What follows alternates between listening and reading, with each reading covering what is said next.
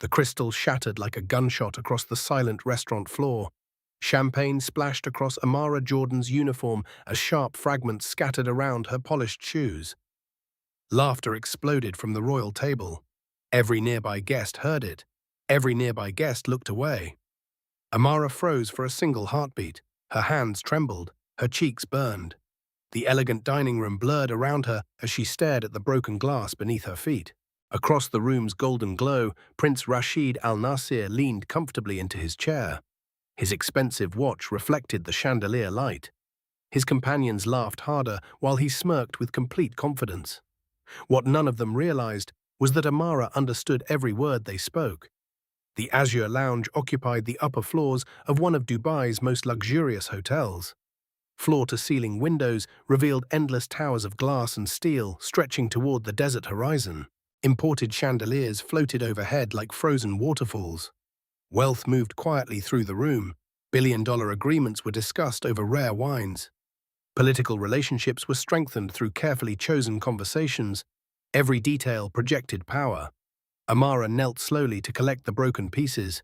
A small cut opened along her finger. Blood appeared against her dark skin. She ignored it. Years of discipline prevented any visible reaction. Around her, restaurant staff continued working with trained precision. Guests pretended not to watch. The restaurant manager monitored everything from a distance, already worried about pleasing the evening's most important visitors. Prince Rashid and his associates believed they were speaking privately in Arabic. They believed the young black American server before them understood nothing beyond basic greetings. Their confidence made them careless. Amara gathered the final shard and stood gracefully. Her posture remained perfect. Her expression revealed nothing. Only months earlier, she had been pursuing doctoral research at a prestigious American university. Her field of study focused on language, diplomacy, and cultural communication throughout the Middle East. When financial support unexpectedly disappeared, she accepted a position at the Azure Lounge. Most people assumed she had stepped backward. Amara viewed it differently. She considered the restaurant a living laboratory. Since childhood, language fascinated her.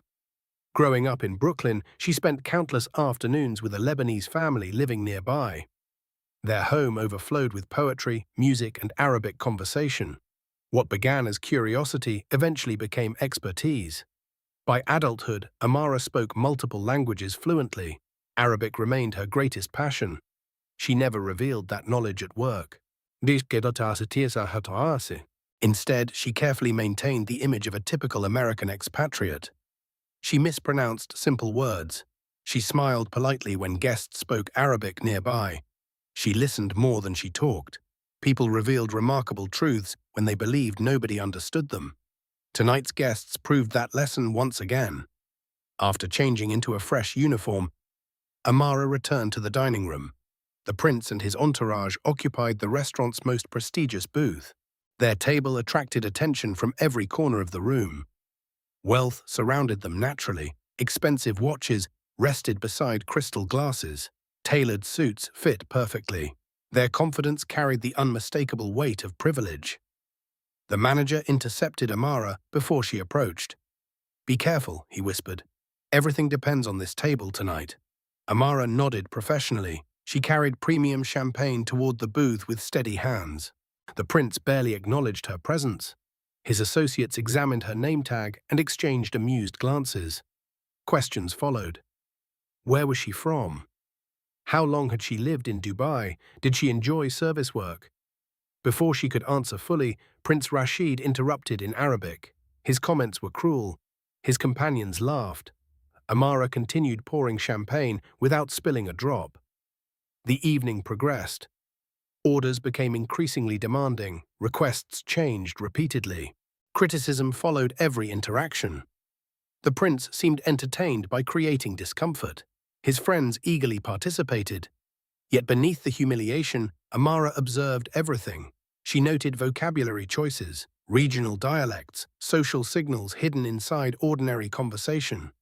Academic instincts transformed every insult into data.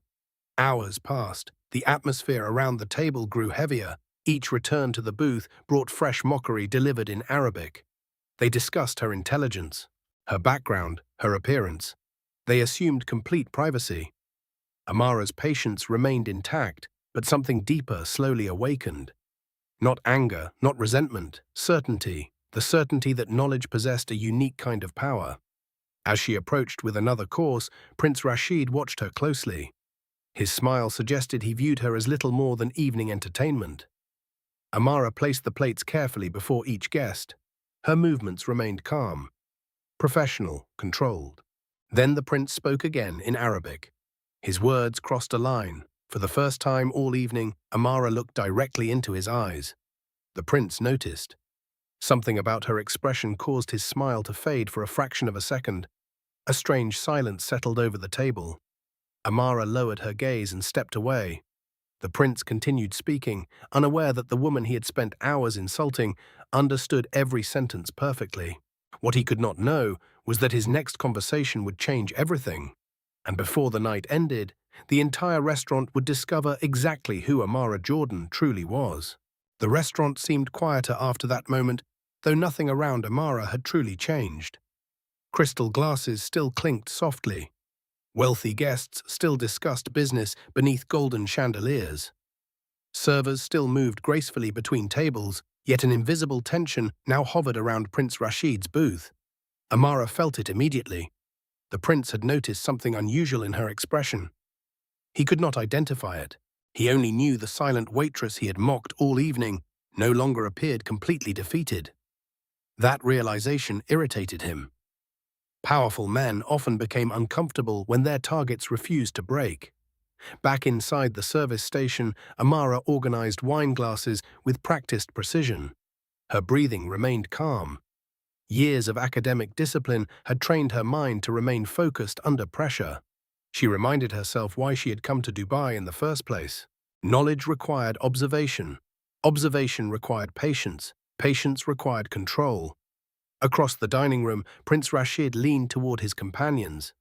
Their conversation shifted deeper into Arabic, their voices lowered slightly, but not enough. Amara continued listening. The discussion moved from restaurant service to international business. Several major investment projects were mentioned, names of executives surfaced. Future negotiations were casually discussed between bites of expensive food. The information fascinated her. Language always revealed more than words alone. Every phrase reflected status. Every joke exposed values. Every interruption demonstrated hierarchy. Prince Rashid dominated every conversation. His companions adjusted around him like planets orbiting a sun. Only one man occasionally challenged him. That man was Omar Farouk. Older than the others, Omar carried himself differently. Decades of business experience had replaced arrogance with confidence. He listened before speaking, observed before judging.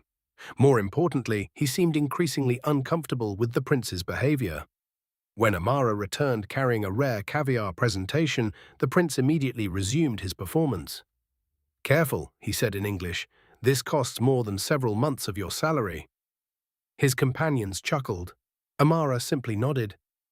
"Of course, sir."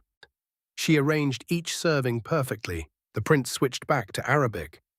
"Watch how carefully she moves now. Fear improves performance." More laughter followed. Omar remained silent. Amara continued working. Inside, she mentally recorded every comment, not because she planned revenge, because human behavior fascinated her. People often revealed their true character when speaking to someone they considered beneath them. The evening progressed into its third hour. Additional wine arrived. The prince became increasingly comfortable. Comfort created carelessness. Soon his conversation drifted toward cultural topics. America, education, race, merit. Each subject produced stronger opinions. Each opinion revealed deeper prejudice. The prince spoke confidently about communities he barely understood. He described intelligence as though it belonged exclusively to certain backgrounds. He discussed achievement while dismissing entire groups of people. His companions mostly agreed. Omar occasionally challenged specific points. The prince ignored him. From nearby tables, several guests began noticing the tension. Not because they understood Arabic, because body language translated universally. The prince's table radiated superiority. Amara radiated restraint. The contrast became impossible to ignore. Later, dessert menus arrived. The prince barely looked at his. Instead, he focused on Amara. "Tell me," he asked in English, loud enough for nearby diners to hear, "do they still require qualifications for service positions in America?" The question sounded innocent. Its intent was obvious. Several guests glanced over. Silence spread. Amara maintained her professional smile. "Different employers have different standards, sir." "Interesting answer." The prince smirked. Then he returned to Arabic. She probably rehearsed that response. His companions laughed again, but Omar did not. Instead, the older businessman studied Amara carefully, perhaps for the first time all evening, perhaps noticing details others had missed. Her posture, her vocabulary, her composure, her complete lack of reaction. Most people would have broken long ago. Amara had not. That intrigued him. Meanwhile, the prince continued speaking. His comments became sharper, more personal, more insulting. He discussed intelligence, education, family background, potential. Each statement carried assumptions. Each assumption revealed ignorance. Still, Amara remained silent. Yet something inside her was changing, not emotionally, strategically. She recognized an opportunity approaching. The prince believed absolute control belonged to him. That belief made him vulnerable. People who underestimate others often create their own downfall. The final course arrived. Coffee service followed. The dining room's atmosphere grew calmer as some guests prepared to leave. Then everything changed. Prince Rashid reached for his water glass. His elbow moved. The glass tipped. Water spilled across the table and onto his clothing. Immediately, he pushed back his chair. "Unbelievable!" he shouted. Every conversation in the restaurant stopped. Guests turned, servers froze, managers rushed forward. The prince pointed directly at Amara. "This is exactly what happens when standards disappear." His voice echoed through the room. The accusation was completely false. Everyone nearby had seen what happened. The prince knocked over the glass himself, yet nobody challenged him, nobody except Omar. The older businessman looked directly at the prince. His expression hardened. For the first time that evening, tension appeared between the men at the table. And as Amara quietly retrieved fresh linens, she noticed something unexpected. Omar Farouk was watching her with growing curiosity. Not as a server, not as an employee, but as someone who suspected she was hiding a remarkable secret. Within minutes, he would test that suspicion, and the answer would shock everyone in the room. The water incident should have ended the evening. Instead, it became the beginning of something far more significant. The restaurant slowly resumed its rhythm, conversations restarted, glasses clinked once more, yet an unusual energy lingered around Prince Rashid's table. Everyone sensed that something had shifted. The prince sensed it too. His manufactured outrage had failed to produce the reaction he expected. Amara had not panicked, she had not argued, she had not apologized excessively. She simply handled the situation with calm professionalism. That bothered him more than any confrontation could have. As staff cleared the remaining dishes, Omar Farouk continued studying her. The older businessman possessed an instinct developed through decades of negotiations. He had built empires by recognizing hidden value before others noticed it. And tonight, something about Amara Jordan demanded attention. People could fake confidence. They could fake education. They could fake sophistication, but they rarely faked composure under sustained pressure. That quality usually came from somewhere deeper. Amara returned, carrying coffee service. Elegant copper pots reflected the chandelier light. The rich aroma drifted across the table. She served each guest carefully. Omar waited until she finished. Then he asked a simple question. "Miss Jordan, where did you study?" The table grew unexpectedly quiet. Prince Rashid looked up immediately. The question surprised him. Amara answered politely, "I attended university in the United States, sir." "Which university?" Before she could respond, the prince interrupted. "Why does it matter?" His tone carried irritation. Omar smiled faintly. "Curiosity matters." The prince leaned back, clearly annoyed. Amara maintained her professional expression. "I studied international communications, sir." "Technically true, just incomplete," Omar noticed. The answer sounded carefully measured. Interesting field, he nodded thoughtfully. Languages involved? For a fraction of a second, Amara felt danger approaching. Not physical danger, exposure. She had spent months protecting her secret. Revealing too much now could complicate everything. A few, she answered. The prince laughed. English probably counts as one. His companions joined him. Omar did not. The older businessman never looked away from Amara. And the others? The question hung between them. Amara smiled politely. Enough to do my research. That answer created immediate confusion. Research? One of the investors frowned. Amara realized her mistake. A small one, but noticeable. She had answered too naturally, too honestly. The prince caught it instantly. Research? His eyebrows rose. What kind of research does a waitress conduct? Several men chuckled, yet the laughter felt weaker now, less confident. Because Omar remained interested. And when influential people become interested, others follow. Amara considered her response carefully. Cultural communication research, sir. Silence followed. The prince stared. Omar leaned forward. The Nazar brothers exchanged curious glances. Even Hassan looked surprised. The prince recovered first. A fascinating hobby. The sarcasm was obvious. Amara nodded politely. Very fascinating, sir. The conversation should have ended there. Instead, Omar asked another question. Then another. Each answer increased his curiosity. Amara remained cautious. She revealed little. But intelligence has a way of exposing itself. Soon the discussion drifted toward international business, cross-cultural misunderstandings, communication failures, diplomatic negotiations, subjects Amara knew exceptionally well. Without realizing it, several men at the table began listening to her more closely. Prince Rashid noticed. His irritation deepened. The evening no longer revolved entirely around him. That was unacceptable. He decided to regain control. Tell me something, he said suddenly. His voice carried across the table. Since you're apparently interested in culture, how much Arabic do you actually understand? The question arrived casually, almost playfully, yet underneath lay a challenge, a trap. The table fell silent again. Amara felt every eye turn toward her. Months of careful concealment balanced on a single moment. She could continue pretending. She could maintain the mask. She could avoid risk.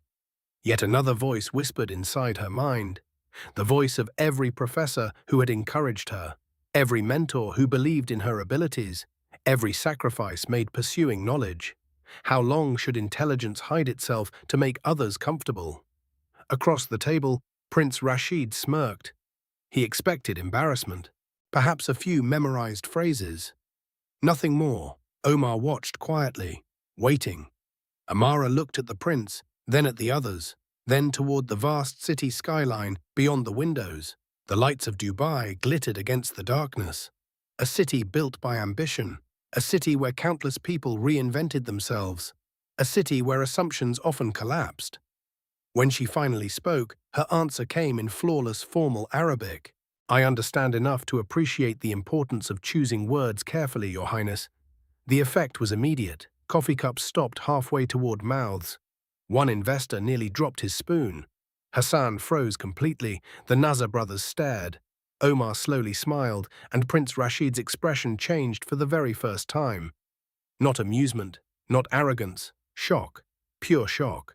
Because the waitress he had mocked for hours had just responded with the precise dialect and level of sophistication used by diplomats, scholars, legislators, and political leaders. The prince opened his mouth, then closed it. For perhaps the first time all evening, he had absolutely nothing to say. And Amara was only getting started. Silence settled over the table like a heavy curtain. For several seconds, nobody moved. Nobody spoke. Nobody seemed capable of processing what had just happened. The elegant restaurant continued around them. But inside that small circle, time appeared frozen. Prince Rashid stared at Amara. His confidence had vanished. Not completely, but enough for everyone to notice. The flawless Arabic she had spoken was not the language of tourists. It was not the language of someone who memorized phrases from textbooks. It was the language of scholars, of diplomats, of people who had devoted years to mastery. Omar Farouk broke the silence first. "Well," he said softly. A faint smile appeared. "That explains quite a few things." The Nasser brothers exchanged stunned looks. Hassan shifted uncomfortably in his chair. Prince Rashid recovered quickly. Years of privilege had trained him never to appear defeated. "Interesting," he replied. His voice sounded controlled, almost casual, yet tension tightened every word. "You speak Arabic?" Amara nodded politely. "Yes, Your Highness." "And you chose not to mention it earlier." The statement carried accusation. Amara remained calm. Nobody asked. Omar laughed unexpectedly, a genuine laugh. The prince did not. Neither did Hassan. The answer landed exactly where it should. The reality was uncomfortable. For hours, they had openly insulted someone who understood every word. Not because she deceived them, because they assumed she could not possibly understand. The distinction mattered. Prince Rashid leaned forward, his eyes narrowed. "How much did you understand?" Amara met his gaze. "Everything." Another silence followed, this one heavier than before. The Nasser brothers suddenly found their coffee extremely interesting. Hassan stared toward the windows. Even nearby guests sensed tension rising. The prince's expression hardened. "Everything?" "Yes, Your Highness." No anger, no accusation, no triumph, only truth. Oddly, that made the situation worse. Had Amara attacked him, the prince could have defended himself. Had she argued, he could have dismissed her. Instead, she simply stood there, calm, educated, professional, making his own behavior impossible to ignore. Omar finally spoke. "That must have been an educational evening." The comment carried subtle meaning. Several people noticed. Prince Rashid certainly did. Amara considered her answer carefully. "Very educational, sir." The older businessman smiled again. The prince looked away. For the first time all evening, he appeared uncomfortable. Yet his pride refused surrender. "Understanding a language and mastering it are different things," he said. "Of course," Amara agreed. The prince brightened slightly. Perhaps she was retreating. Perhaps she finally recognized her place. Then Amara continued, "Which is why my doctoral research focuses specifically on advanced dialectical structures across the Arabian Peninsula." The table froze again. The prince blinked. "Your doctoral research?" "Yes, Your Highness." The restaurant seemed quieter than ever.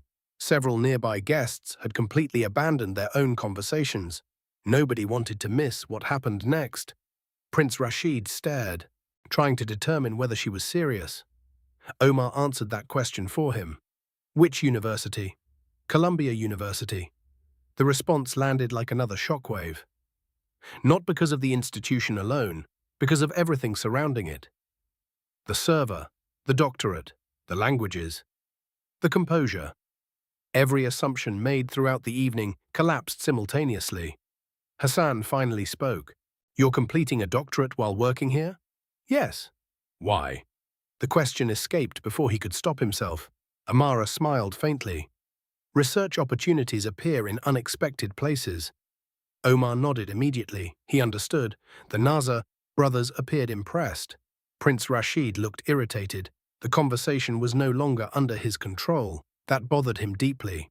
He decided to challenge her directly. "Research, then." His voice sharpened.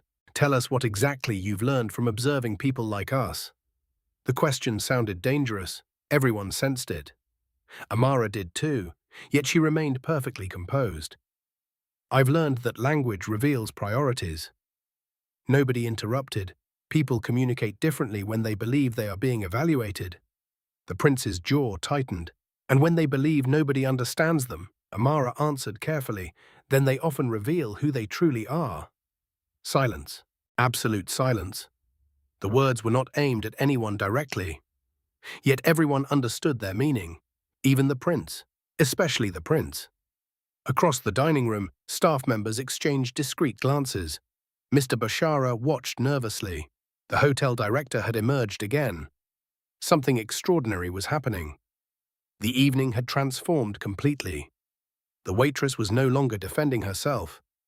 She was discussing ideas, research, human behavior, power, and somehow she was doing it without raising her voice once. Omar leaned forward, his interest now fully genuine. "You mentioned dialectical structures. Which regional variations interest you most? The question changed everything. Because it was not a challenge, it was respect, professional respect, the kind usually reserved for experts. Amara answered, and for the next several minutes, the conversation evolved. Academic discussion replaced mockery. Questions replaced insults. Ideas replaced assumptions. The Naza brothers began participating. Even Hassan contributed occasionally. Only Prince Rashid seemed increasingly isolated. The men who had laughed with him hours earlier were now listening attentively to the woman he had dismissed. That realization slowly darkened his expression. Then Omar asked a question that changed the entire direction of the night. A simple question, one that would create opportunities nobody at the table expected. "Dr. Jordan," he said, "have you ever considered consulting for international companies?" The prince looked up immediately, and for the first time all evening, genuine concern appeared in his eyes. The question lingered over the table. "Have you ever considered consulting for international companies?" Omar Farouk's voice remained calm, but the impact was immediate. Every person present understood the significance. This was not casual conversation. This was opportunity, real opportunity. The kind capable of changing careers, changing lives, changing futures. Amara felt the shift instantly. For hours, she had occupied the lowest position within the room's social hierarchy. A server, invisible when convenient, dismissed when necessary, mocked when entertaining. Now, one of the most influential businessmen at the table was publicly acknowledging her expertise. The contrast could not have been sharper. Prince Rashid noticed it too. His expression tightened, not dramatically, just enough for Omar to notice, enough for the Naza brothers to notice, enough for Amara to notice. She answered carefully, "I've considered many possibilities, sir." Omar smiled. "That's a diplomatic response."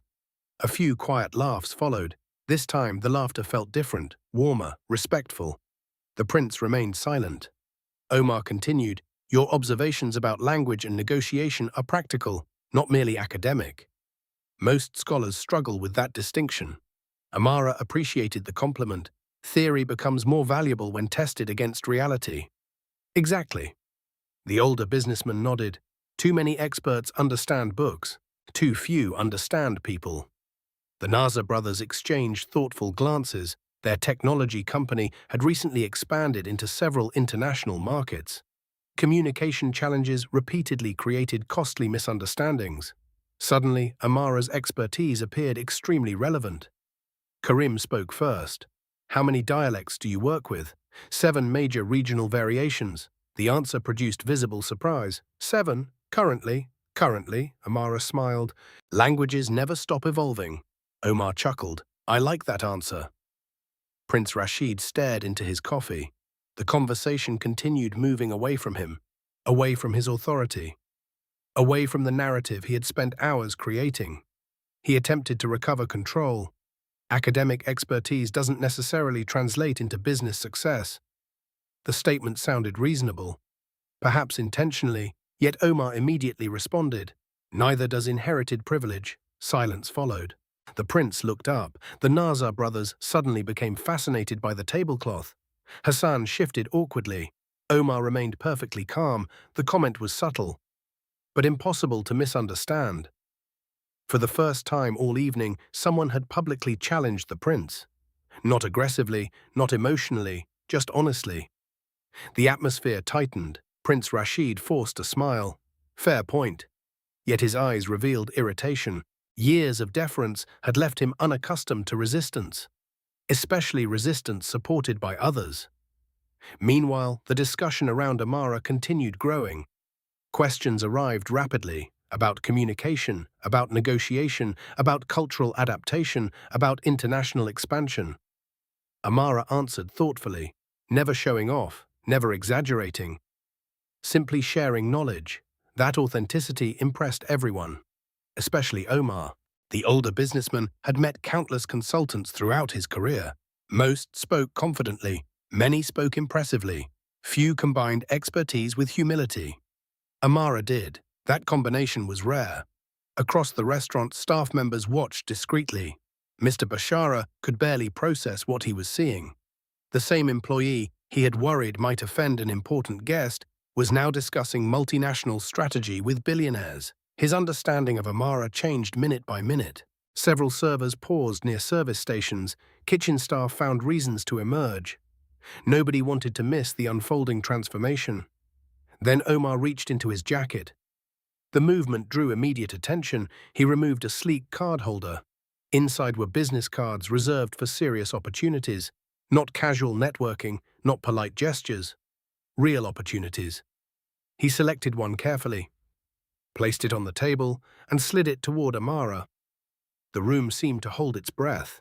"Dr. Jordan," he said, using the title she had not yet officially earned but clearly deserved, "I believe my company could benefit from your expertise." The business card rested beneath the chandelier light, simple, elegant, powerful.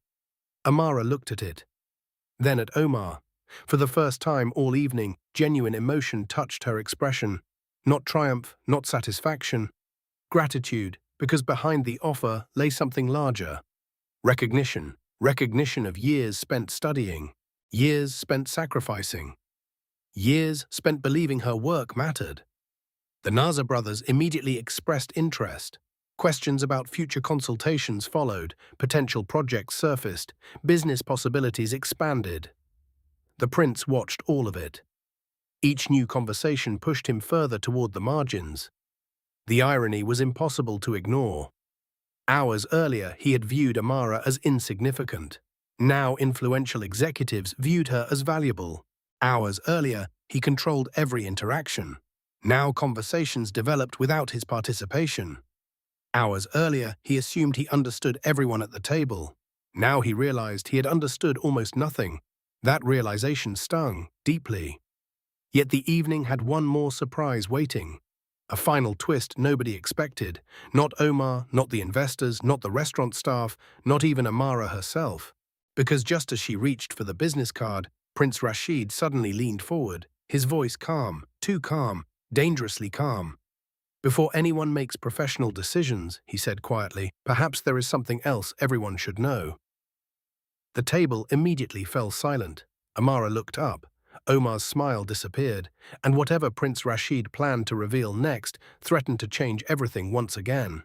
The silence that followed felt heavier than anything earlier that evening. Every person at the table turned toward Prince Rashid. Even the surrounding restaurant seemed to pause. The prince rested one hand against his coffee cup. His expression had become unreadable. The easy arrogance from earlier was gone. Something colder had replaced it. Something more deliberate. Omar Farouk watched carefully. Years of negotiations had taught him to recognize strategic pivots. Prince Rashid was searching for a way to regain control. The question was how far he would go. Amara remained standing beside the table.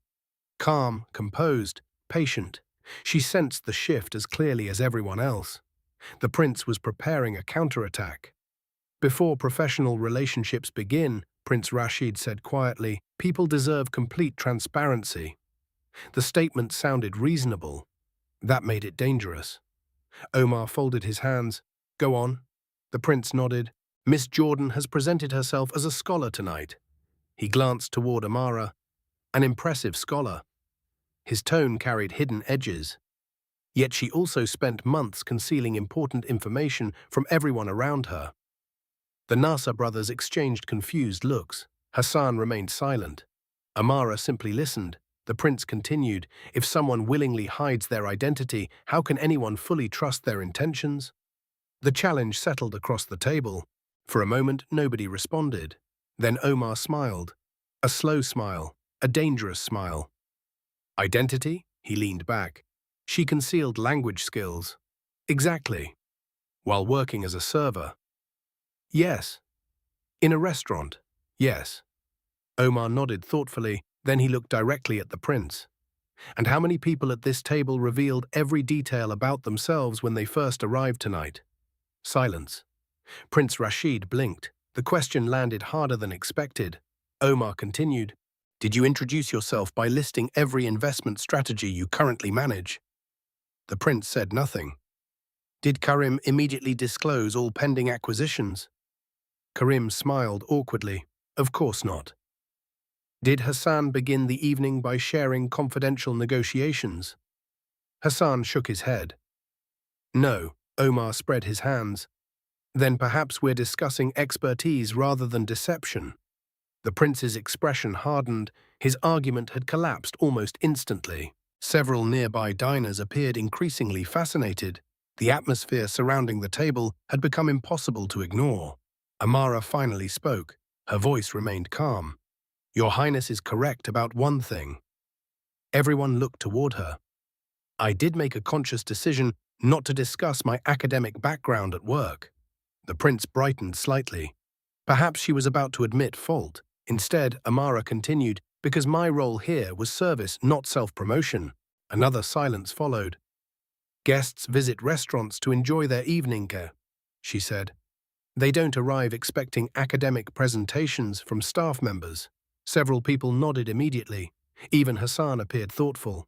My responsibility was to perform my job well. She smiled politely. Everything else seemed irrelevant. The simplicity of the answer made it powerful. No excuses, no defensiveness, no ego, just professionalism. Omar looked impressed. The Nazar brothers looked impressed. Even guests at neighboring tables appeared impressed. Prince Rashid looked frustrated. His attempt to create doubt had produced the opposite result. Now people respected Amara even more. The conversation shifted naturally afterward. Questions about her research returned. Questions about consulting opportunities followed. Business discussions resumed. The prince contributed occasionally. Yet something fundamental had changed. Authority no longer flowed exclusively through him. Others now directed the conversation. Others now determined its direction. For a man accustomed to control, the experience proved uncomfortable. As minutes passed, Omar became increasingly enthusiastic.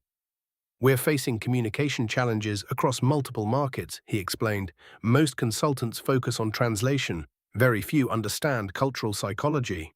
Amara nodded. Translation converts words. Communication converts meaning. Omar immediately pointed toward her. Exactly. The Nazar brothers laughed. That's precisely our problem, Zahir admitted. The discussion deepened. Projects were mentioned. Future meetings suggested.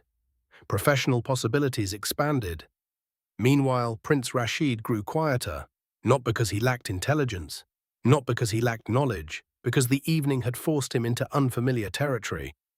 For the first time in years, assumptions had failed him publicly. The woman he had judged within seconds had surpassed every expectation. The realization became impossible to escape. Eventually, Omar stood. The late hour had arrived. Several guests were already departing. The restaurant staff began preparing for closing procedures. I believe we've occupied enough of everyone's evening, Omar said warmly. He turned toward Amara. Please contact my office. He tapped the business card. I am entirely serious. Thank you, sir. No, Omar shook his head. Thank you. The sincerity surprised her. The Nazar brothers requested her contact information as well. Even Hassan quietly asked whether she might review a communications project in the future. Only Prince Rashid remained seated, watching, thinking, calculating. The group gradually prepared to leave. Chairs shifted, jackets were collected. Final conversations concluded. Then something unexpected happened. As everyone rose from the table, Prince Rashid remained behind. For several seconds, he simply stared at Amara. The restaurant around them seemed to disappear. Finally, he spoke, not in English, not in casual Arabic, but in formal classical Arabic, the language of scholars, the language of respect. And what he said next stunned everyone within earshot. The restaurant had nearly emptied. Only a handful of guests remained. Staff moved quietly through closing procedures. Outside the towering windows, Dubai shimmered beneath a blanket of darkness and light. Inside, an unusual stillness surrounded Prince Rashid. His companions had already begun gathering their belongings. Omar waited nearby. The Nazar brothers paused. Even Mr. Bashara stopped walking. Something in the prince's posture suggested unfinished business. Then he spoke, not in English, not in everyday conversation, but in elegant classical Arabic. The language carried centuries of history, the language of literature, scholarship, diplomacy, respect. Everyone who understood Arabic immediately recognized the difference. The prince's voice remained calm, measured, deliberate. "Knowledge is a mirror," he said. "It reveals not only the person who possesses it, but also the person who judges it." The statement hung in the air. Amara listened carefully. The others did too. The prince continued, "Tonight I have learned something uncomfortable about myself." The admission shocked everyone, most of all his companions. Powerful men rarely made public confessions, especially men born into extraordinary privilege. The prince looked directly at Amara. For the first time all evening, his expression contained no arrogance, no mockery, no superiority, only honesty. "I underestimated you." Silence followed. The simple sentence carried enormous weight. Omar slowly nodded. The Nasser brothers exchanged surprised glances. Hassan stared openly. Prince Rashid inhaled slowly. "Not because of anything you did." His eyes never left Amara. "Because of assumptions I chose to make." The restaurant seemed completely silent now. Even distant kitchen noises faded. The prince continued, "I saw a uniform and assumed limitations. I heard an American accent and assumed ignorance. I saw confidence and mistook it for obedience." Each statement landed heavily. Nobody interrupted, nobody moved. Amara remained composed, yet inside she felt something unexpected. Not satisfaction, not victory, relief, because genuine accountability was rare, especially from people accustomed to avoiding it. Prince Rashid glanced briefly toward Omar. The older businessman offered no reaction, no encouragement, no criticism. The moment belonged entirely to the prince. "That does not excuse my behavior," he said quietly. "It only explains it." The distinction mattered. Several people noticed. The prince was not defending himself. He was acknowledging responsibility. A difficult thing. Perhaps the most difficult thing. Amara finally spoke. Her response came softly. "Self-awareness is often where growth begins, Your Highness."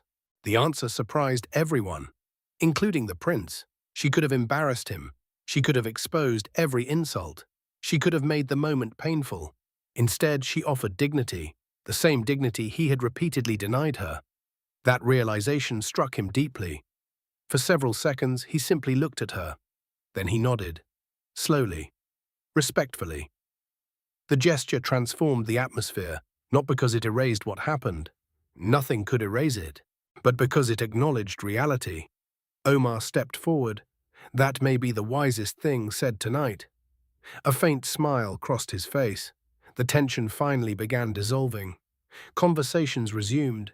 People relaxed. The emotional storm that had dominated the evening slowly passed. Yet the night still held one final surprise. As guests prepared to leave, Omar turned toward Amara. "There's something you should know." His tone immediately captured everyone's attention. The older businessman reached inside his jacket. This time he removed a folder, not a business card. A folder. Inside were several documents. Professional documents, important documents. He placed them carefully on the table. 3 months ago, Omar explained, our company commissioned an international study on communication failures across global partnerships. Amara listened closely. The Nasser brothers leaned forward. Even Prince Rashid appeared curious. "We hired some of the world's most expensive consulting firms." Omar smiled slightly. "They produced excellent presentations." A few quiet laughs followed. "Unfortunately, they failed to solve the actual problem." He opened the folder. Several reports appeared. Charts, analysis, recommendations, thousands of hours of work, millions of dollars spent. Omar tapped one page. "Tonight, during a dinner conversation, you identified 3 issues these firms completely missed." The table fell silent again. Amara blinked. "3?" "3," Omar nodded, without seeing a single report. The Nasser brothers looked stunned. Prince Rashid stared at the documents. Hassan appeared speechless. Omar smiled. "That's when I stopped seeing a waitress with academic interests." He pointed toward the folder. "And started seeing one of the smartest consultants I've met in years." The words settled heavily across the table. For Amara, the moment felt unreal. Years of study, years of sacrifice, years of doubt. Suddenly receiving validation from someone who truly understood the value of expertise. The emotional impact was profound. Yet Omar was not finished. He closed the folder, then delivered one final statement, a statement that would completely transform Amara's future.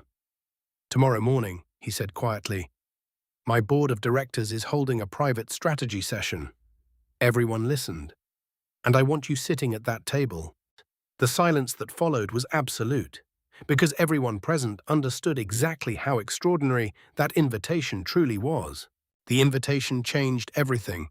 For several seconds, nobody spoke, nobody moved, nobody seemed certain they had heard correctly. A private strategy session, a board of directors, one of the most influential international companies in the region, and Omar Farouk wanted Amara Jordan sitting at that table. The magnitude of the offer was impossible to ignore. The Nasser brothers exchanged stunned looks. Hassan slowly removed his glasses. Even Prince Rashid appeared genuinely surprised. Amara stood motionless, not because she lacked confidence, not because she doubted her abilities, but because moments like this rarely arrived without warning. One evening earlier, she had entered work expecting another ordinary shift. Now one conversation threatened to reshape her entire future. Omar noticed her hesitation. "I'm completely serious," he said. His voice carried absolute certainty. "The people in that room need your perspective." Amara looked toward the documents still resting on the table. Years of research suddenly felt tangible, useful, valuable, not merely academic theory. Real-world expertise, the kind capable of influencing major decisions. "I appreciate the opportunity," she replied carefully. "Good," Omar smiled, "because I wasn't offering one." Several people laughed softly. The tension eased. "I was extending an invitation." The distinction mattered. Opportunities could be ignored. Invitations carried expectation. The older businessman closed the folder. "You earned it tonight." Those words touched Amara more deeply than he realized. Throughout her academic journey, she had encountered skepticism. People questioned her choices, her focus, her methods, her ambitions. Many saw only obstacles. Few saw potential. Tonight felt different. For once, someone recognized the years behind the achievement, not merely the result itself. Across the table, Prince Rashid remained unusually quiet. The transformation unfolding before him forced uncomfortable reflection. Hours earlier, he had viewed Amara as insignificant. Now, influential executives competed for her expertise. Reality had dismantled every assumption. The lesson lingered heavily. Eventually, the group prepared to leave. Final handshakes followed. Business cards changed hands. Future meetings were discussed. The restaurant staff watched from a respectful distance. Nobody wanted to interrupt. Nobody wanted to miss the conclusion. Before departing, Omar turned toward Mr. Bashara. "Your employee represents this establishment exceptionally well." The manager straightened immediately. "Thank you, sir." "No," Omar shook his head. "I mean it." His gaze shifted toward Amara. "Talent deserves recognition wherever it exists." Mr. Bashara nodded. Yet his expression revealed something deeper. Regret. He remembered the evening's beginning, the anxiety, the pressure, the willingness to prioritize important guests over employee dignity. Now he saw the situation differently. Perhaps everyone did. The group finally departed. The massive windows reflected their disappearing figures. Luxury vehicles waited below. The evening's influential guests vanished into the city. Silence gradually returned. Only staff remained. For a moment, nobody said anything. Then the entire restaurant erupted. Servers surrounded Amara. Questions arrived instantly.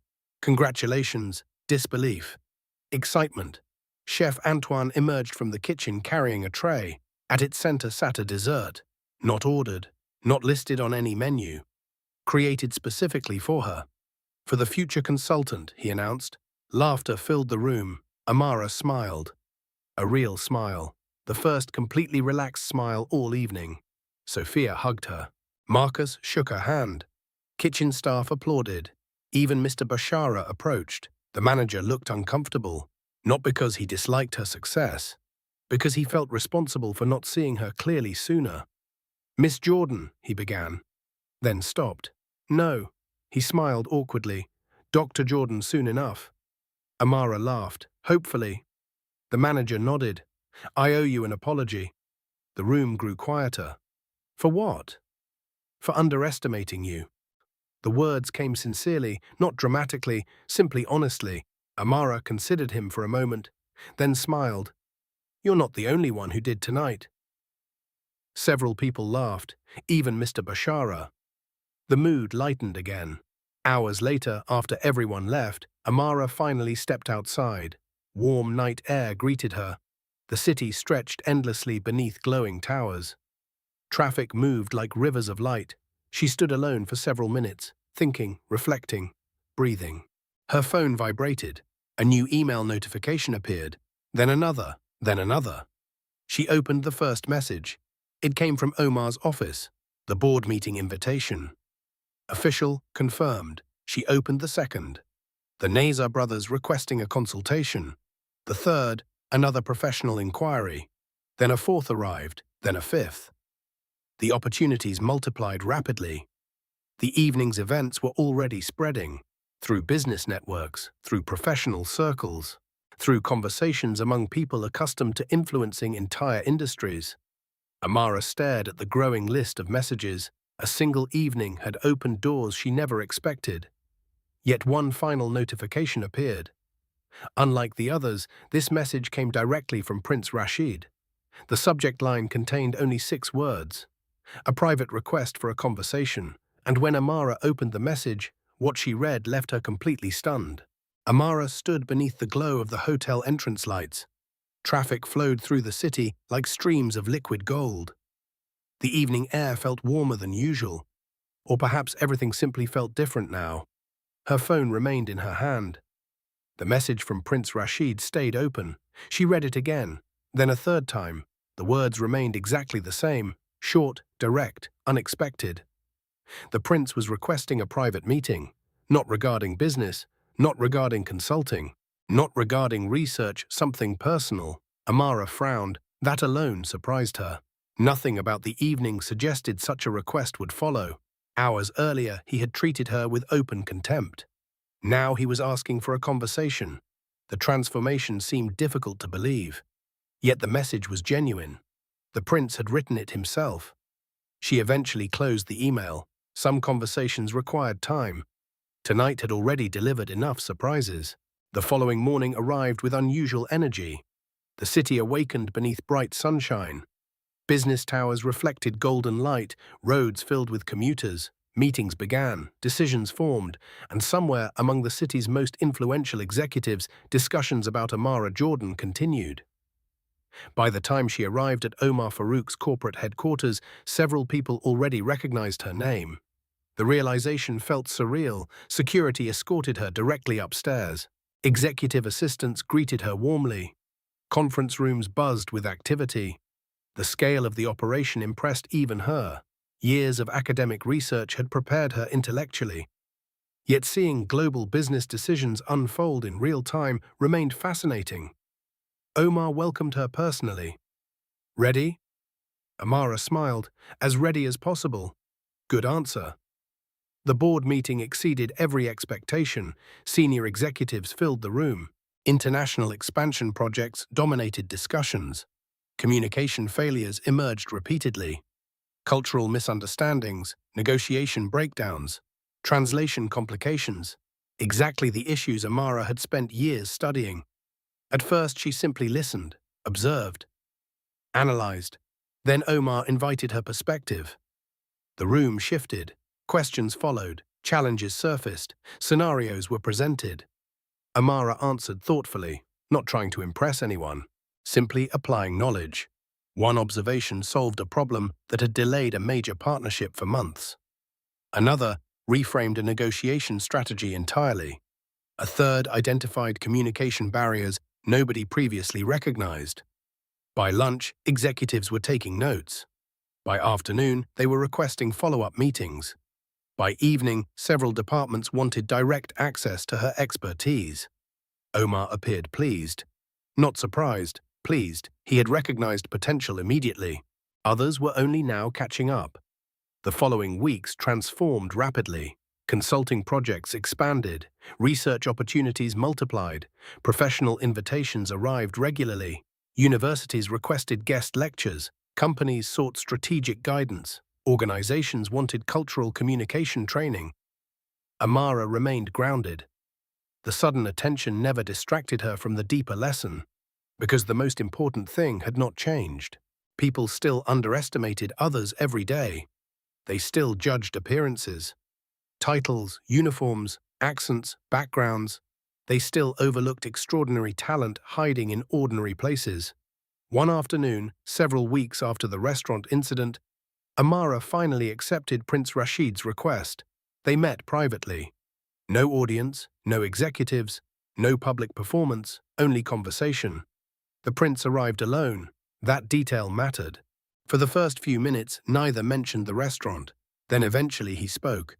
"I've been thinking about that night." Amara listened quietly. The prince looked out toward the city skyline. His expression carried none of the arrogance she remembered, only reflection.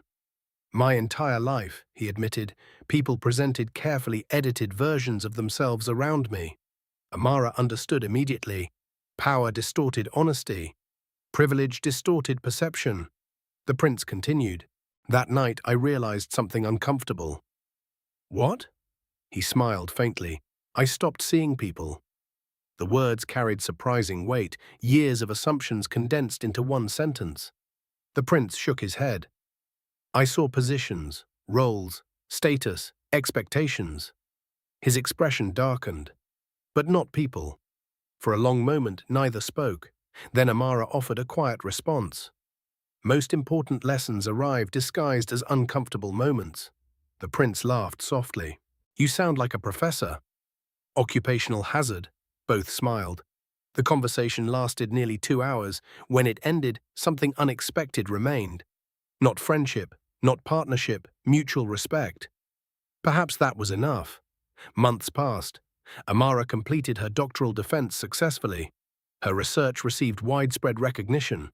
Professional opportunities continued growing, yet whenever people asked how everything changed, she always remembered one particular evening. A luxury restaurant, broken crystal, cruel assumptions, and a decision to remain patient long enough for truth to reveal itself. Because sometimes the strongest response is not immediate retaliation. Sometimes the strongest response is excellence. The kind of excellence that forces people to reconsider everything they believe. And as Amara prepared for the next chapter of her life, one truth remained crystal clear. The most remarkable talent in any room is often the talent nobody bothered to notice. Years later, when people asked Dr. Amara Jordan how her career truly began, they expected a dramatic answer. They expected a prestigious conference, a groundbreaking publication, an influential mentor. Instead, she always remembered broken crystal scattered across a restaurant floor. She remembered laughter, assumptions, dismissive glances, and one unforgettable evening that transformed her understanding of success. The months following her doctoral graduation moved quickly. Consulting projects expanded across multiple continents. Major corporations sought her expertise. Government agencies requested cultural communication analysis. Universities invited her to speak. Research institutions referenced her work. The opportunities continued growing. Yet none of those achievements changed who she was. The little apartment where she once studied remained one of her favorite places. Many evenings still found her surrounded by books. Language recordings still played softly in the background. Research notes still covered her desk. Success altered her circumstances. It never altered her purpose. One afternoon, nearly a year after the restaurant incident, Amara returned to the Azure Lounge. Not as a server, not as an employee, as a guest. The familiar entrance immediately triggered memories.